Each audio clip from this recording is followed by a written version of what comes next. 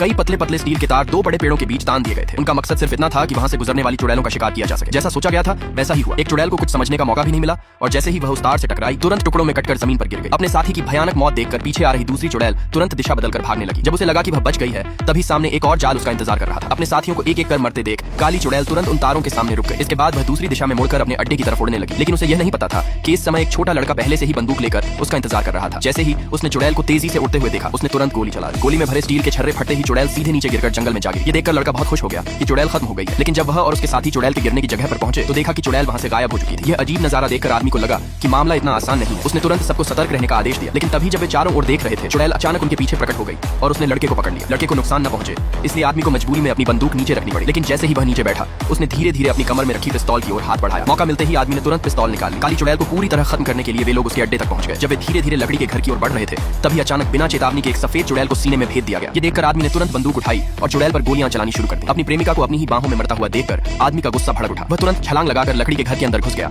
और चुड़ैल से भिड़ गया। जब उसे लगा कि वह चुड़ैल का सामना अकेले नहीं कर पाएगा तो उसकी बहन भी तुरंत उसकी मदद के लिए आगे आ गई। चुड़ैल पहले से ही गंभीर रूप से घायल थी इसलिए वह दोनों का मुकाबला नहीं कर सकी। जब वह भागने की कोशिश कर रही थी तभी आदमी ने पास पड़ी लोहे की फावड़ी उठाई और एक जोरदार वार से उसे जमीन पर गिरा दिया। इसके बाद उसने उसी फावड़ी से उसे जमीन पर दबाकर पकड़ लिया। यह देखकर उसकी बहन ने आगे बढ़कर जोर से उस पर पैर रख दिया और इसी के साथ चुड़ैल की मौत हो गई। चुड़ैल द्वारा पकड़े गए गांव वालों को भी भाई बहन ने बचाकर वापस गांव पहुंचा दिया। उसके बाद से दोनों भाई बहन मशहूर हो गए और पूरे इलाके में चुड़ैलों के शिकारी के रूप में प्रसिद्ध हो गए।